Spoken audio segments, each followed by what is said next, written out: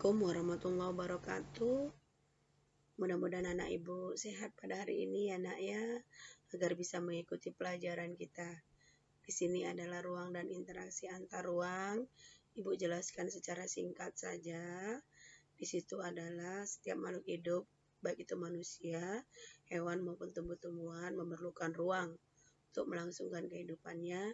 Tanpa adanya ruang, maka manusia dan semua makhluk hidup lainnya tidak mempunyai tempat untuk hidup. Ruang yang dimaksud di sini adalah daerah ya, bisa juga tempat tinggal lingkungan kita. Lanjut ya nak. Nah di sini karakteristik antar ruang itu bahwa tidak ada satu ruang pun yang mampu memenuhi kebutuhannya sendiri atau daerah. Jadi di sini adalah ketergantungan antar ruang antar daerah di Indonesia. Kemudian yang di sini adalah yang ini bahwa adanya karakteristik antar ruang itu menyebabkan adanya interaksi. Interaksi itu hubungan timbal balik, kontak langsung ataupun tidak langsung ya. Kontak langsung mungkin berbicara, bertransaksi, tidak langsung itu mungkin melalui HP, telepon dan sebagainya.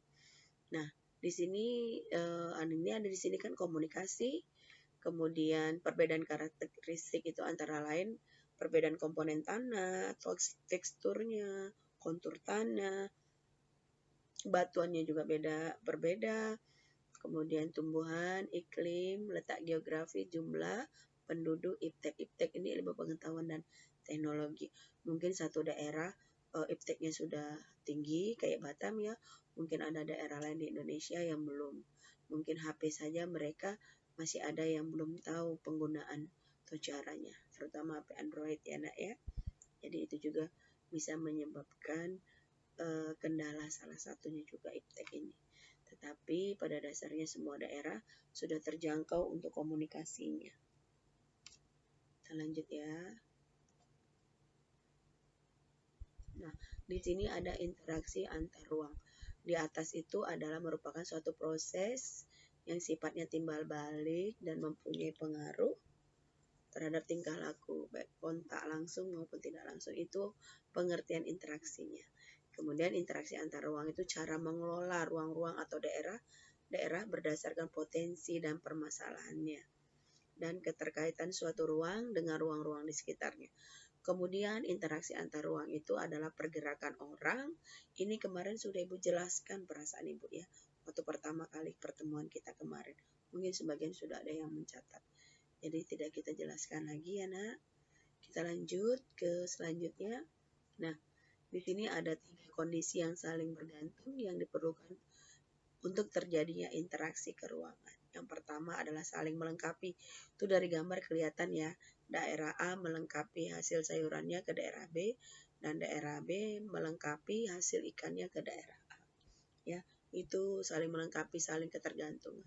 Kemudian yang kedua itu adalah kesempatan antara. Maksudnya A ini adalah menawarkan alternatif lain.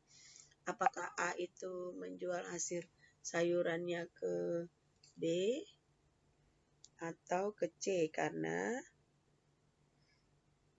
A ke B itu tanda panahnya kurang jelas, kemudian A ke C itu tanda panahnya jelas bahwa di sana menunjukkan mungkin kemungkinan besar A tidak menjual hasil sayurannya ke B dan dia menawarkan alternatif lain yaitu ke C.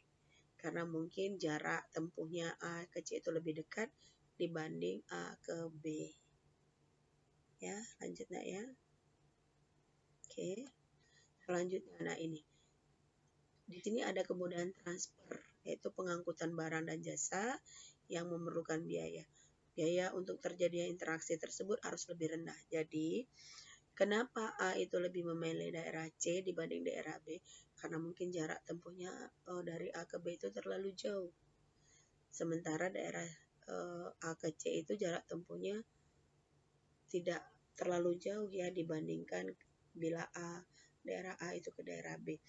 Jadi mereka harus mempertimbangkan juga untung ruginya, biayanya ya, biaya operasionalnya. Mungkin kalau A ke B itu bisa berkali lipat dibandingkan A ke C. Jadi makanya daerah A itu lebih memilih ke daerah C dilihat dari tanda panahnya juga, karena mungkin mereka memikirkan untung ruginya.